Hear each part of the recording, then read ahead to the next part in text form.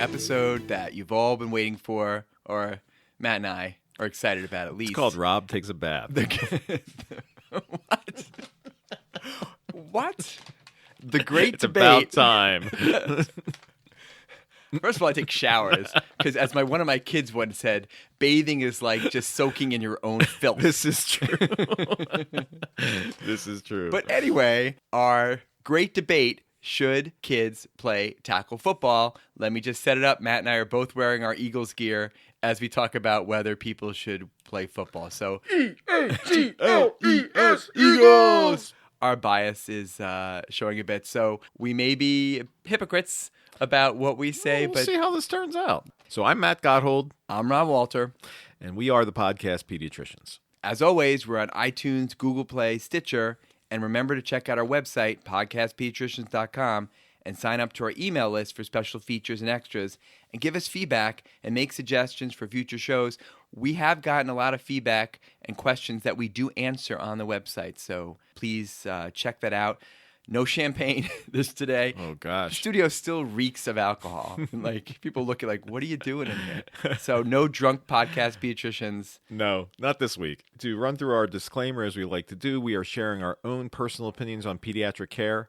Always talk to your own pediatric caregiver about your child. Pediatric caregivers should always consult expert guidelines and consider their own community's standards of care. Thank you, Matto. A short version, we're going to do a few things in the news that I just saw this yesterday about chickenpox parties. Do you remember people talking about earlier in our career about chickenpox parties? Sure, it was a real thing in some communities. It was kind of like a way to get together and spread an infectious disease. By the time, though, that we came into the era where we actually have a vaccine for this, which was, I think, about 20, don't quote me on this, Rob, but 23, 24 years ago, I think. I don't know. Whenever you wing it, you're wrong. Right. I'm not going to fact check that, but I'm just going to say. You're wrong kind of regardless whether I ring it or not. But I think it was when my oldest was about a year, so it was probably 23 years ago. Yeah. Okay. So, but we had hoped these things had gone, gently into the night.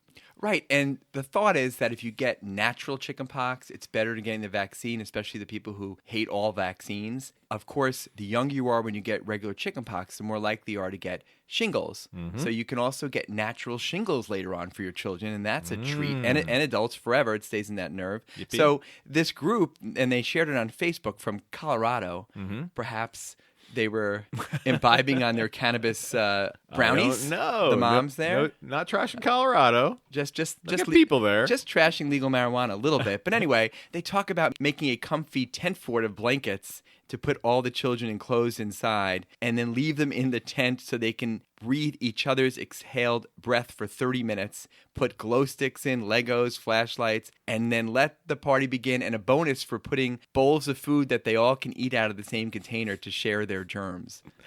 I want to know how they quantified scientifically the 30 minutes. Yeah, it seems a little arbitrary to me. Colorado parents doing a lot of research on it. So, and then you can go back to the CDC responded by saying there's over 4 million cases of chickenpox every year. Over 10,000 get hospitalized. Up to about 150 die. And almost all of these are prevented from varicella vaccination. Chickenpox can cause pneumonia, swelling of the brain, bleeding problems, bacterial infections, bloodstream infections, sepsis, and that's how most of them die, as I recall. And again, death. So maybe it's a little bit of chickenpox death parties in the tents in Colorado. This is one of those classic cases of, for most of you it's miserable, but some of you will die. Golly. Don't do that with your children.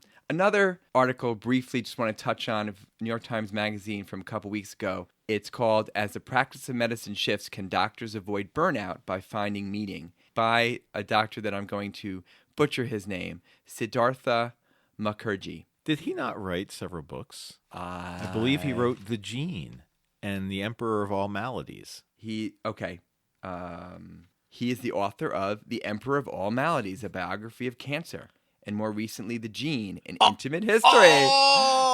Matthew Gotthold. Fist bump. Fist five. But no la la la. No, I'm not doing that. Big Hero 6. All right, Matt, I'm duly impressed after I just trashed you about your memory. Talk me up at book club this week, will you? Finally, we're doing Midnight's Children. Uh-huh. It's a long book. Anyway, really probably can't do this justice, but over the years, we know that doctors, physicians have a high burnout rate, a very high depression rate, as we've talked about, a very high suicide rate, which we'll talk about. It's always about how to avoid burnout. And most of the things I've heard of is get hobbies, work part-time. He makes the argument, which excellent argument, instead of kind of leaning out, leaning in, finding meaning in medicine, finding a niche. He talks about doctors who have a part of their practice that is dedicated to HIV patients or depression or volunteering overseas. And that's how you can avoid burnout, using your talent and what brought you to the practice of medicine to do things that are more meaningful inside of medicine while you still have to deal with EMR and insurance and paperwork. Yeah, there are a lot of hospitals, and I think this is true nationally, it's certainly true locally, have started to put together discussion groups and dinners and these types of things that essentially focus on physicians, health providers in general, but in most of the context that Rob and I have been involved, it's physicians learning how to relax, learning how to find time, learning how to detach from what we do. And this is really an interesting kind of counter to that. And my opinion on this is that a lot of this is really personality driven. A lot of this is what do you think you need in your life? And for some people, it is indeed getting even deeper into one facet of what you do and finding great joy in that. And for some people, I think that's certainly the case. We do this podcast. Absolutely. And people ask us, why do you do this podcast at all? Yeah. And we agreed at the very beginning that we were hoping that someone would listen to this, but that even if they didn't, it gave us an opportunity to reacquaint ourselves with some of the joy of what we do. Right. And Matt won't toot his own horn, but he does a lot of work with food insecurity and sets things up. And I modeled in my practice something after what he did. And we do meetings and such. So anyway, I thought that was an interesting way to look at burnout for certain, like you said, for certain types of people. Lastly, I don't think we talked about the Emmys because I know you're the huge TV guy. The Emmys. Yeah. Okay. It was actually hosted by the guys from SNL, Colin Jost and Michael Che. The writers did not do a good job. Not be inviting them back. Yeah, I like them, but it was a little bit flat. And my favorite new show, which is The Marvelous Mrs. Maisel, won everything. Pretty much. So that was fun for me. But was that a mouse? It's about a woman in the 50s who... Oh, it was Maisy the mouse. Maisy the mouse. Oh, I got confused. Sorry. That's the Matt I know. Maisy the mouse. So one of the winners said something just offhanded about thanks for the wet toilet seats or something like that. And I was like, what does that mean? And then I Googled it. And so... I did not know this, but did you know that it's a thing that in public restrooms for women, often there's urine all over the seats? I would have thought the opposite. I always thought the men's rooms are disgusting and people are whizzing all over the place. And I figured the women would be pristine. They sit down and everything's nice and dry, but that ain't so. Did you know that? Not my world, man. So I hope never to be able to confirm it. Well, me too. But apparently... it's a thing that women don't want to get germs from sitting on the toilet seat, so they stay a few inches up and spray all over the place. Ooh. So it's kind of disgusting. I also feel like it's kind of fair that it's not just guys that have to deal with that.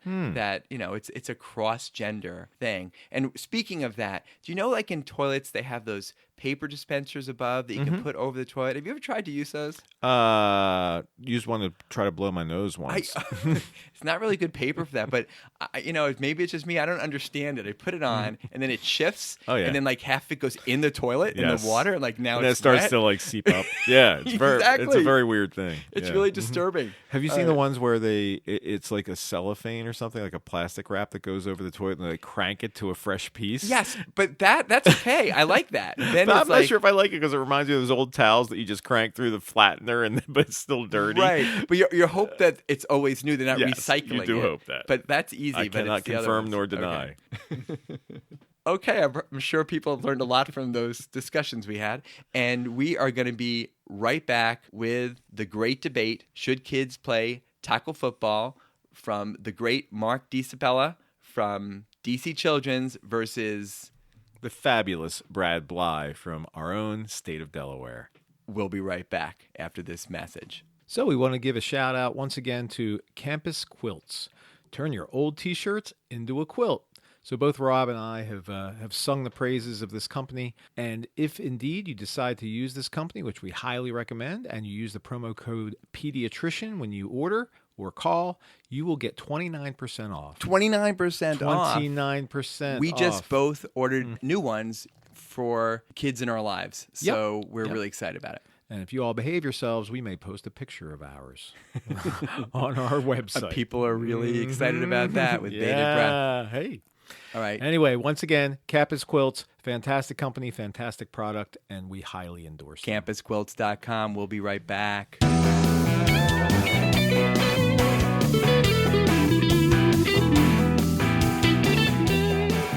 Okay, we're back for the debate you've all been waiting for. Hot controversy. Should kids play tackle football? Now, we had 3 hot controversies at the meeting in July, and we'll present all 3 of them. And you will remember last year we did, should you kick complete non-vaxxers out of your practice? And it was a lively debate, and actually both Matt and I did just that, but it was a tough decision, and good pediatricians can certainly come to different conclusions. Last year, we also talked about protein pump inhibitors with infants, which are frowned upon, but sometimes we end up using them in rare cases. But this year, we kicked it off with tackle football. And I thought of the topic at the airport going home last year from Orlando as I passed racks and racks of University of Florida, Florida State, and Miami football jerseys, as well as NFL jerseys. And given how much we talk about the Eagles, I thought it was fair game to talk about tackle football for kids. Of course, there are not always clear answers. We started the debate with 2 pre-debate audience participation questions and then repeated those same questions after the debate to see if the arguments may have swayed the audience one way or to the other. It was a fun debate, and honestly, each of the speakers, Brad Bly and Mark DiSabella, said they probably could have argued either side, although we both know that Brad Bly is pretty passionate that kids should play tackle football. So, Matt, talking about youth football. So, did you play youth football? I didn't play youth football, actually. My parents wouldn't let me. Right down the street from me was a park, and in that park during the late summer and fall was a parochial school league, and that was really the thing if you were going to play football in my hometown. And frankly, my parents didn't like the way the coaches treated the kids.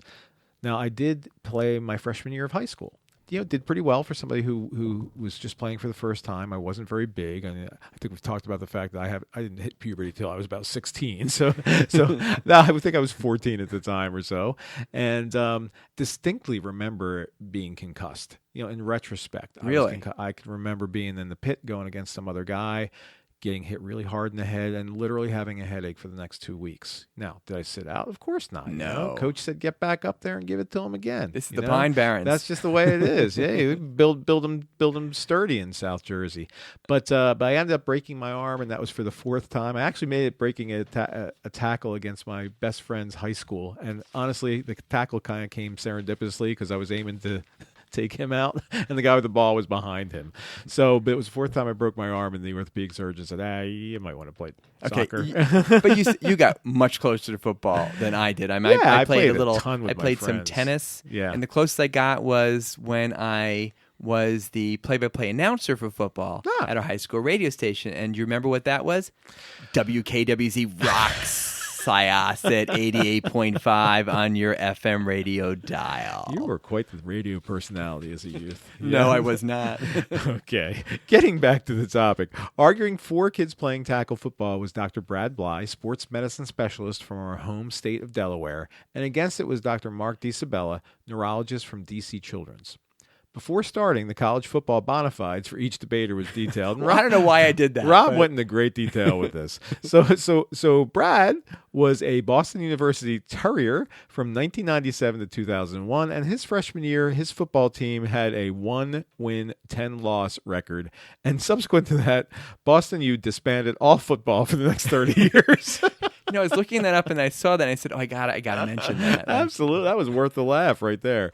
And Dr. DiSabella went to the University of Pittsburgh, the Panthers, from 1995 to 98, where their record while he was there was 18 wins and 31 losses, which isn't too good, but Pitt does have 9 national championships for football and many more than Miami, Florida, and Florida State, which the Florida-centric audience did not seem to appreciate us pointing out. You notice that? They were like, did. boo. Yeah, You absolutely. know, they live for their Gators. Unkind to us on that one. Their Seminoles, their Hurricanes. So I moderated debate and threw in that as a Northwestern University Wildcat from 79 to 83, our football team went 4 victories and 40 losses, including the longest losing streak in the history of NCAA Division I football. We lost 34 games in a row. I was at most of them. Did you guys just go to like hang out? Because obviously you weren't going to win. You know, the classic thing is that's all right, that's okay, you'll all work for us someday. And then I subsequently heard that Cornell used to say that too. I think every terrible football school would use that. Although last week we were beating Michigan 17-0, and we lost. Oh. And I'm going next week to the homecoming NU Nebraska, and one team that seems worse than us is Nebraska this year. So, but we'll probably lose. It's tradition. So I looked it up afterwards to see that your teams at Franklin and Marshall, your Dips, were I think 24-12 during your college career. So you actually win the best record. Did you go to those games? You know, you can win the best record and still be named the Dips. So I'm not sure that shortening diplomats to Dips was the most appropriate thing, nor do I think that diplomats is necessarily the sturdiest of mascots. No. So, who's your rival, Muhlenberg?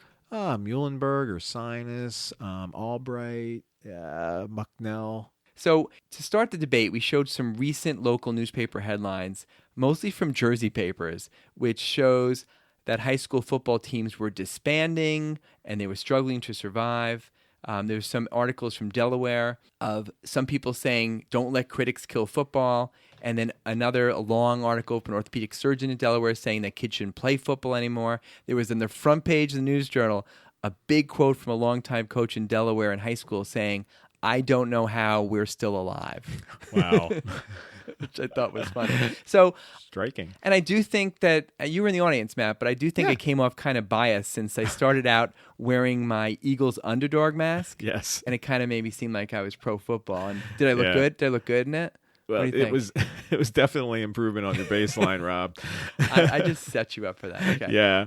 So we started again with that pre-debate question from the audience. And the scenario that we gave was a mom comes into your office with 2 healthy boys, 10 years old and 15-year-olds.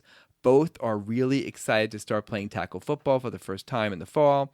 The 10-year-old would be in a well-regarded youth football program, and the 15-year-old ninth grader at the local high school. Mom is conflicted and really values your opinion on them about if her boy should play football. So the question for the pediatric caregiver audience, is about 250 pediatric caregivers, was what is closest to your response? So there was 4 different choices. So the first was, no, football is just too risky for the boys' young developing brains. That was choice A. Choice B was, yes, tackle football is okay for the 15-year-old, but we would wait a few years for the 10-year-old. Or C, yes, football is okay for both boys. Or D, no opinion. You tell the mom that it's a difficult decision for families and they should decide what's best for their own boys. So the results little electronic thingy you stick on their cell phones was Mm-hmm. A, no, football is too risky for both the young boys' developing brains. 21% said no, you would not recommend it for their boys.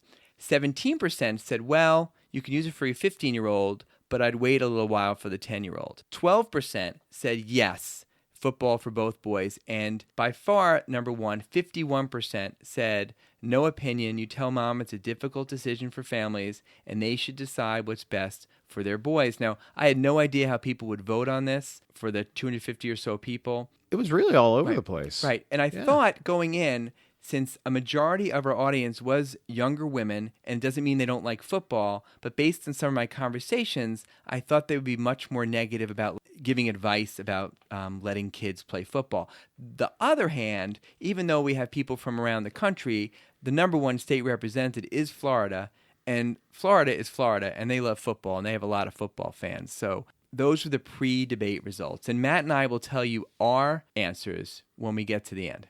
So the second pre-debate question kind of heated it up a little bit and turned that scenario around and essentially said, given the same scenario, except now the 10 and the 15-year-old boys are your own children, you pediatric caregivers, what would you do? Pediatricians always need to walk that fine line to give objective advice, even if it's not exactly what they'd do with their own child. But this question really begged the question, which always makes it tough when a parent asks, what would you do with your own child? And honestly, Rob, most of what I do is filtered through what I would do with my own child, right? And when I need to remind people of that, I'll actually say it. Like, right. What would I do with my own child? Except if it's not appropriate. Exactly. Because they're not our children. Right. So I think there's lots of ways to raise a child. There are, but when it comes down to the pros and cons of various things, I think that in most cases, I'm going to say opinions on this vary. In my house, we did this. That doesn't make it right, but Exactly.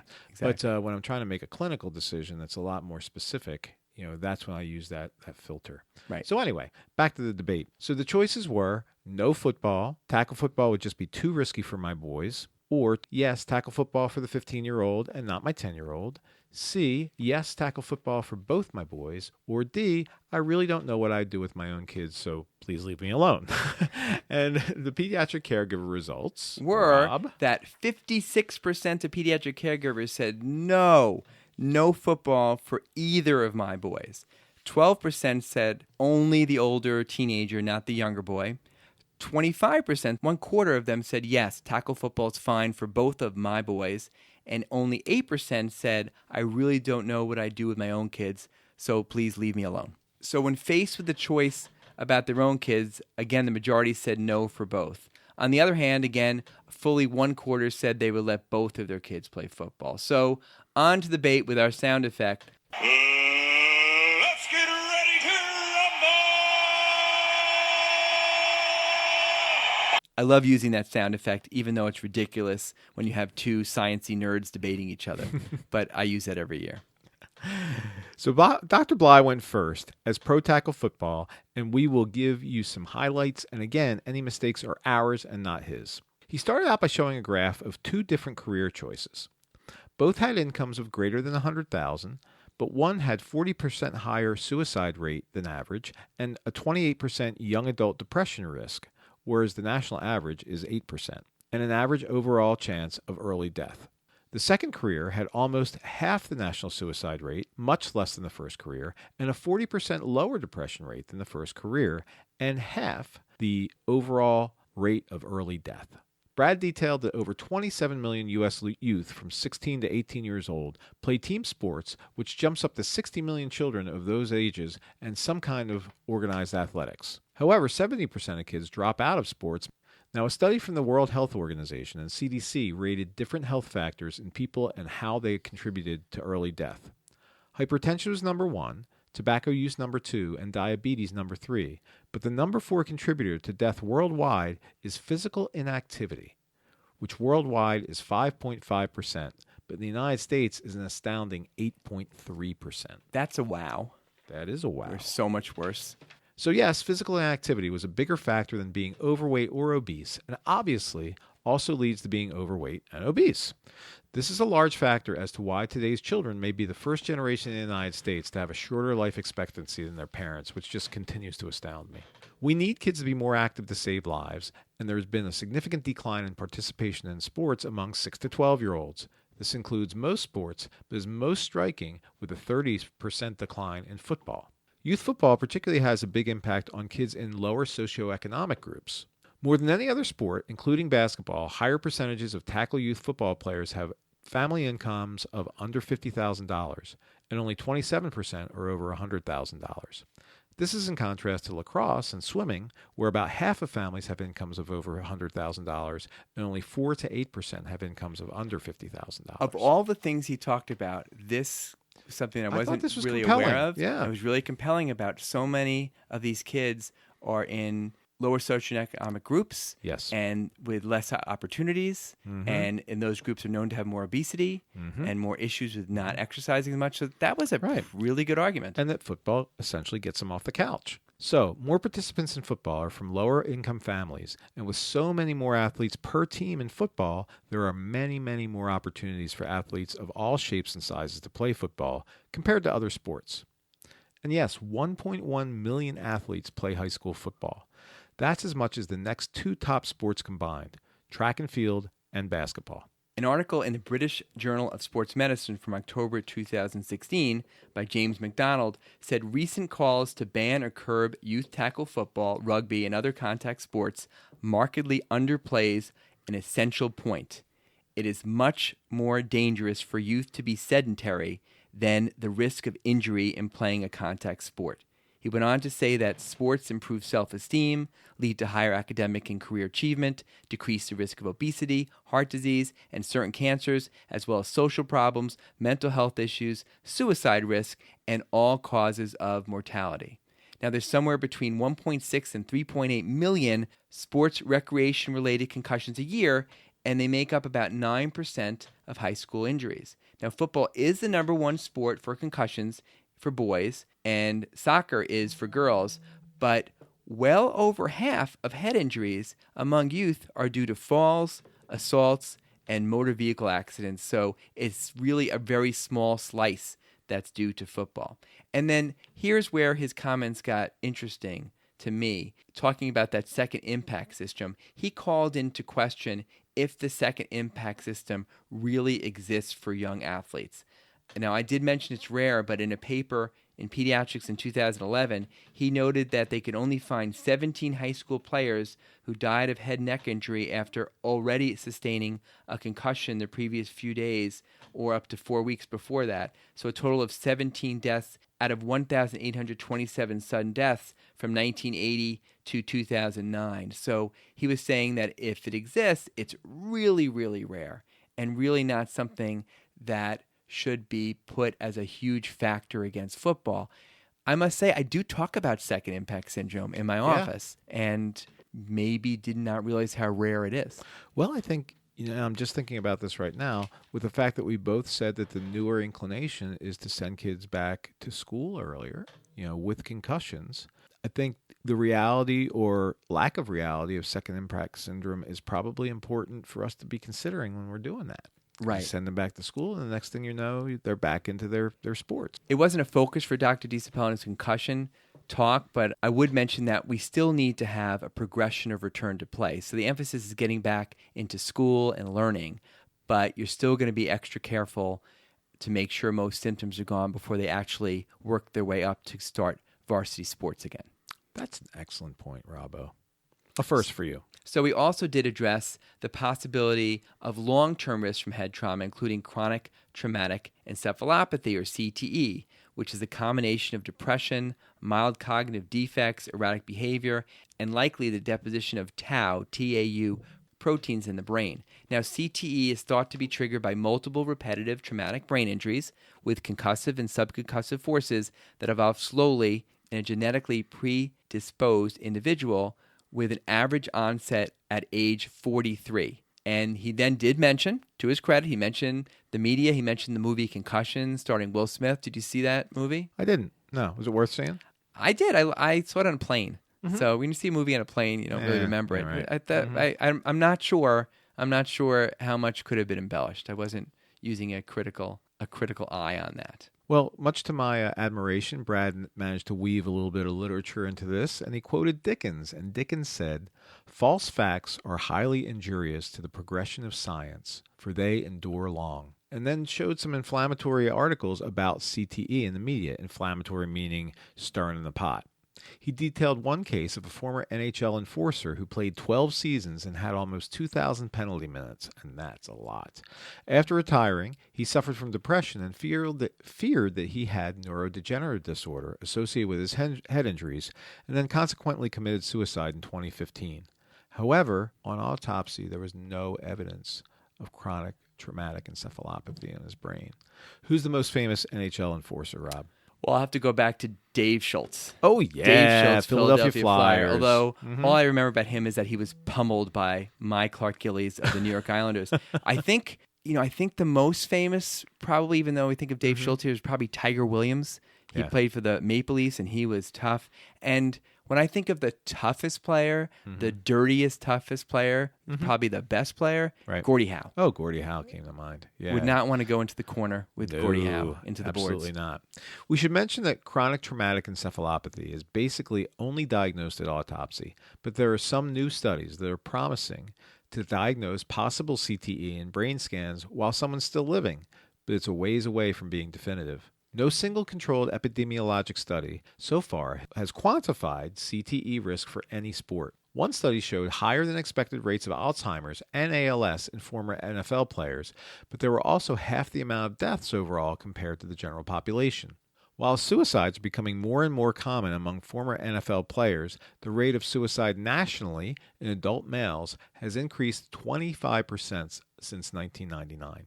Dr. Bly noted in his opinion the definition of CTE can be too vague since many conditions can cause tau deposition, that's that protein we talked about, and one study found deposition in 97% of the normal population.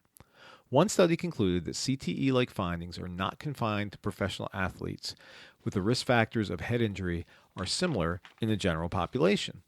In 2017, there was a first report known CTE in a patient with no known head trauma at all. In a study from 2016, the suicide mortality rate among retired National Football League players who played 5 or more seasons was half of what it was in the general population. These football players also had lower rates of death overall and lower cancer rate and lower heart disease rates. That's pretty impressive. Yep.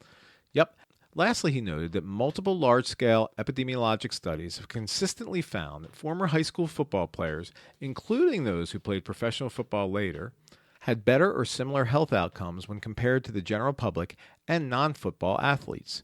Dr. Bly concluded by circling back to those two careers he had mentioned earlier. The career with excellent salaries but very high rates of depression and higher rates of suicide were physicians. Don't let your babies grow up to be doctors. Nice, Willie.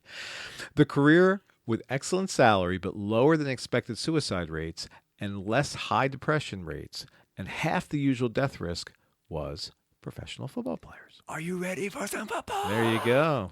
He concluded by saying that brain injuries do not necessarily cause CTE, that brain injuries may contribute to the development of neuropathologic changes in the brain, but this is likely a multifactorial process, that epidemiologic data support similar or better outcomes for former football players in all health measures compared to non-football players, that football offers opportunities for non-traditional athletes who are slower and heavier and athletes from lower incomes to participate in sports. Lastly, again, that it's generally more dangerous for you to be sedentary than to risk injury playing a contact sport. Over 300,000 deaths a year in the United States are attributed to physical inactivity versus a few hundred, perhaps because of CTE ever recorded in history. So pretty strong stuff in just 10 minutes. Yeah, that was a pretty compelling argument. We'll be right back with the arguments against youth tackle football and the results of the great debate. Come on and get ready. I mean, really ready.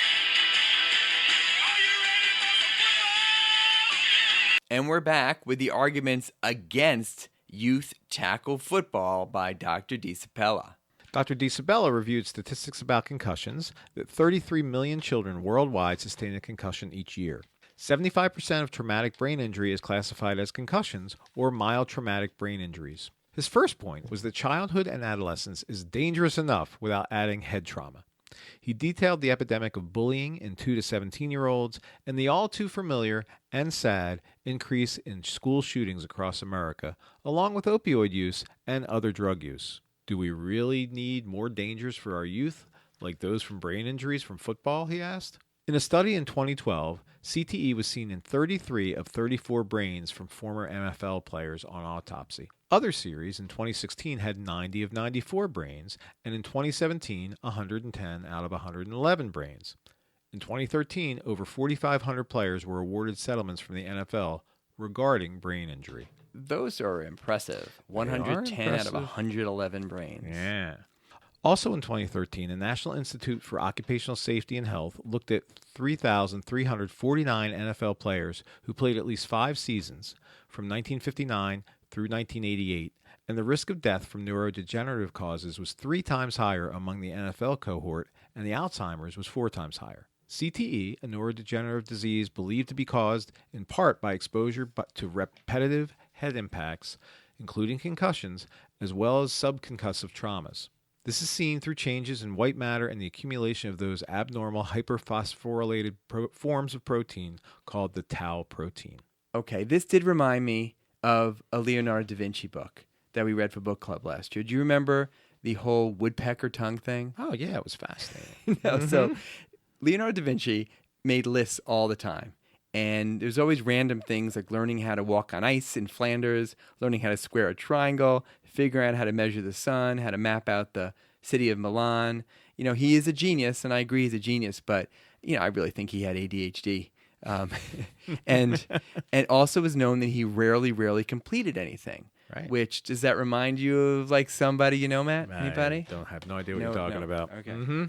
All right. So in the year 1490, Leonardo put on one of these many lists that he wanted to describe the tongue of a woodpecker. And years later, people thought that's a weird random thing. It's not very exciting or important. Well, it turns out that a woodpecker's tongue is incredible and can expand to 3 times the length of its bill, and then it can be tucked into the skull to wrap around their own brain.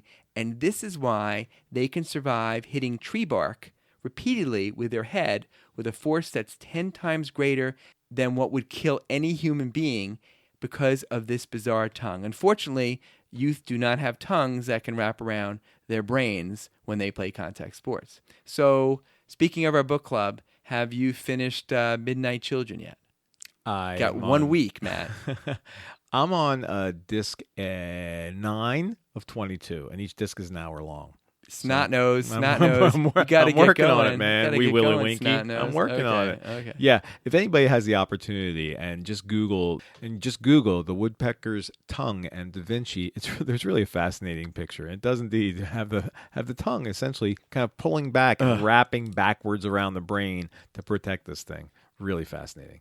Okay, back to those arguments against football that Dr. DiSabella made. He noted that the boys' football rate of concussion was about 1 in 1,000 exposures, and the football player had an average of 100 exposures per season. So 1 in 10 players can get a diagnosed concussion per season, and a concussion is 3 times more likely in a game than in practice.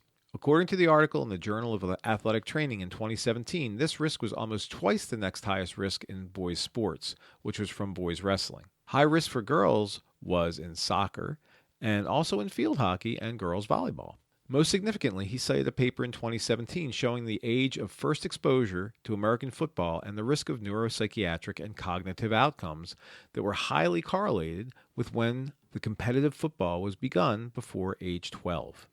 And this joins other studies we've talked about in the past, and that does resonate with me about the younger kids and the risks for competitive head trauma and concussive events. And I've heard experts say that the fear is that smaller repetitive head trauma injuries where the player isn't even diagnosed with a concussion, especially defensive players who like to hit, really can take a toll, and evidence may show that that's a lot more dangerous than we imagine. So, Matt, do you think that the younger kids may be at higher risk than teenagers and above? I honestly don't know, although I will say, and I'm not sure to what end this is, but I've known a few separate high school football coaches who essentially haven't let their kids play football until they were teenagers.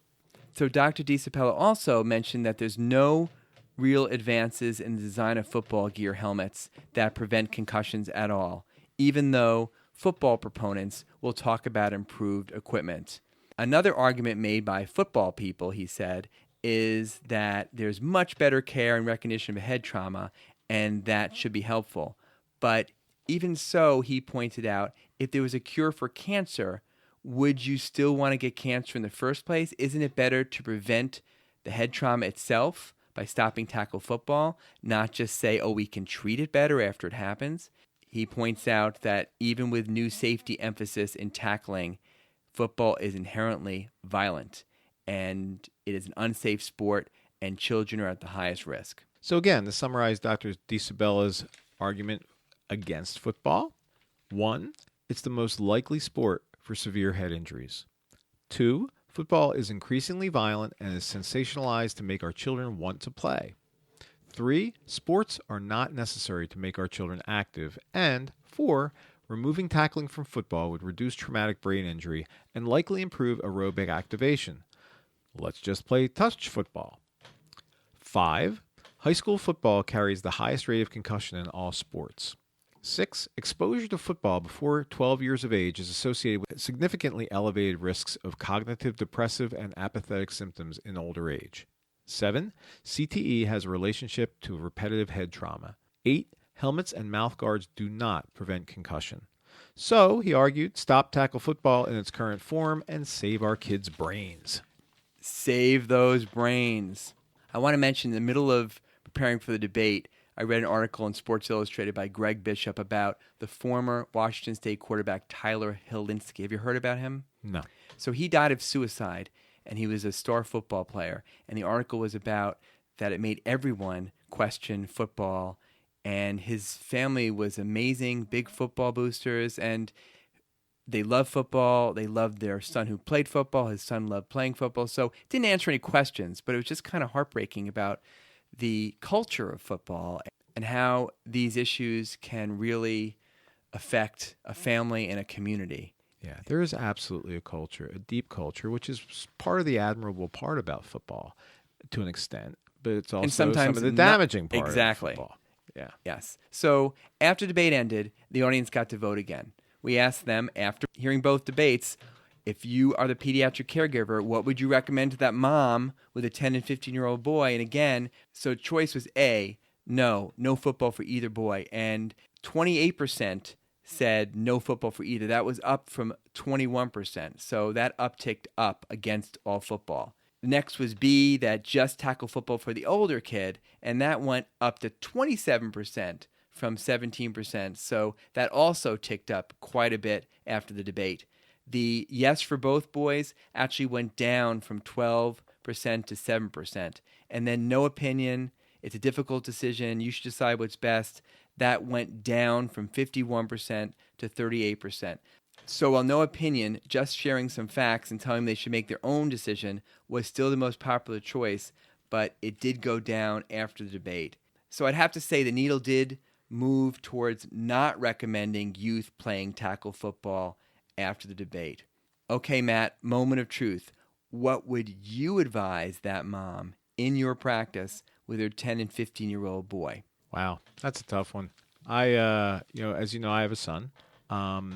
So let me see here. Advising a mom, I would say the 10-year-old, I would likely advise that he would find much more satisfactory safety and exercise in another sport.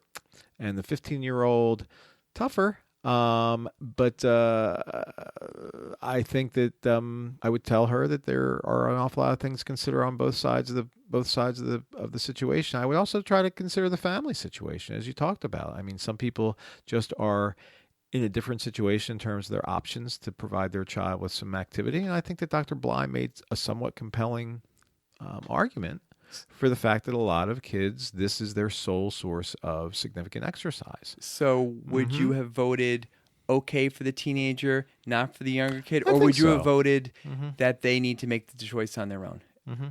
I think I would have provided them with, I would and do provide them with both sides of the argument. So I would probably end up with D. I think they have to make their own decision, but I think that I could provide some more information on both sides. Right. I'm going in the middle too, but it's kind of a wimpy place to be. Well, but I also feel like it's a little bit of a hypocrite for us to tell people you shouldn't play at all if we're football fans.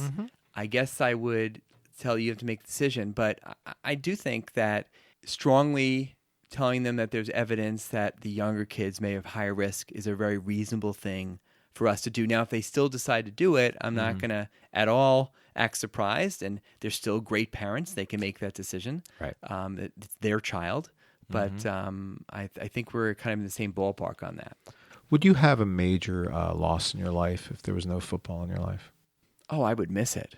I would miss it, but I think I'd get it. I think I would find something to replace it that provided kind of the similar things, which is really, a sense of camaraderie, a source of conversation, a us versus them, type of thing, which I think is most of what most of us get out of it.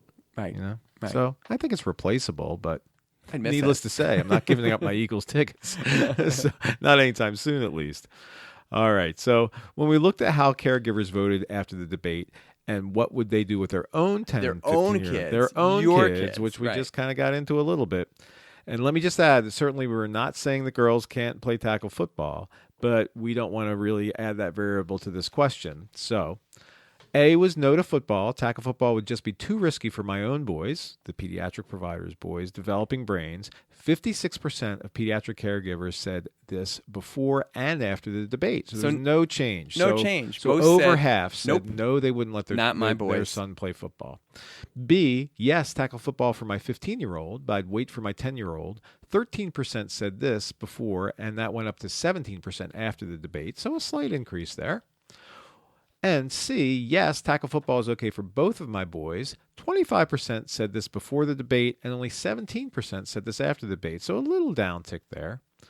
And D, I really don't know what I'd do with my own kids, so please leave me alone. 9% of the pediatric caregivers said this before the debate, and 13% said this after the debate. So if anything, it confused some people in terms of which way they would go. Right. Although I think the needle slightly moved towards having less tackle football. A little bit. Yep. Slightly.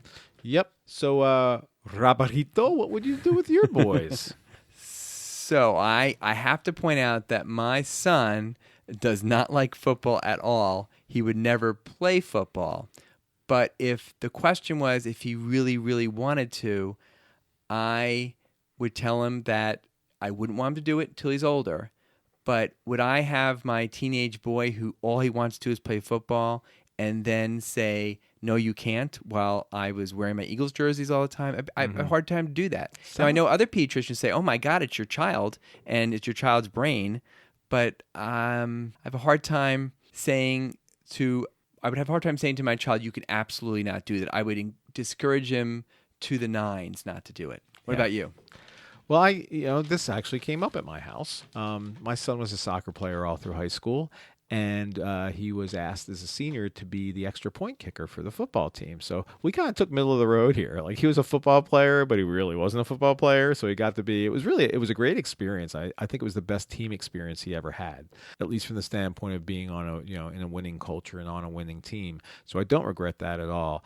But I, like you, if he decided, because my one daughter tried to encourage him to play, she thought he'd make a great tight end because he's quite a decent athlete. I would have discouraged it.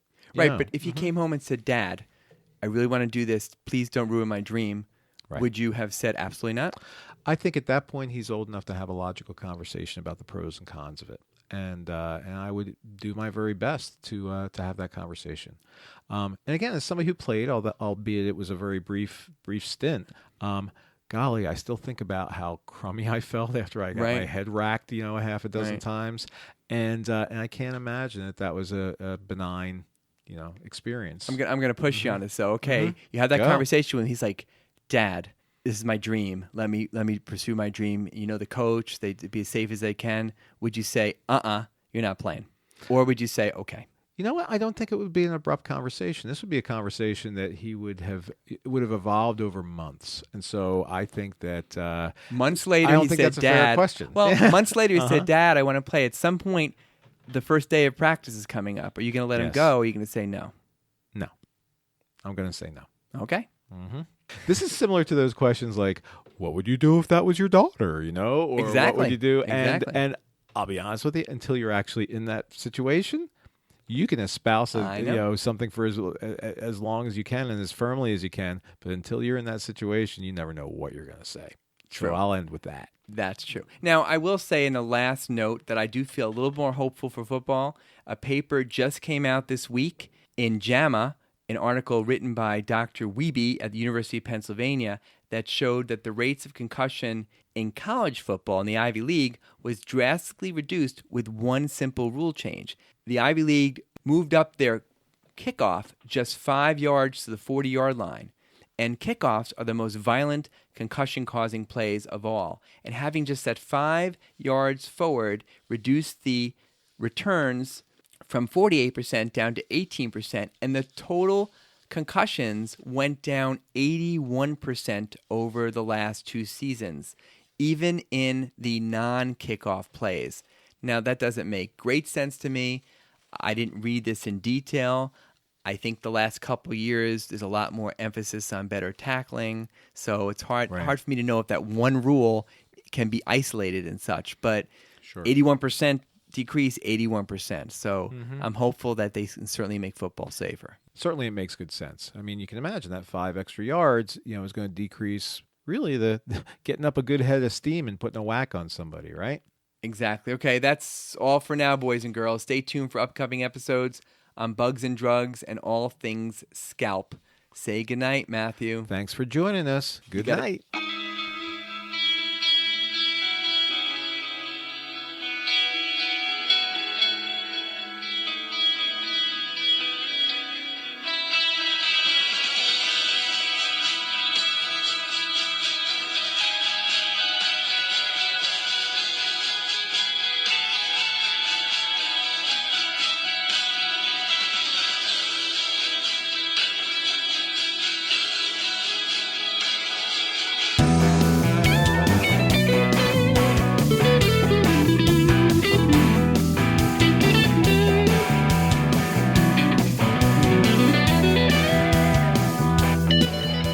Podcast Pediatricians Productions.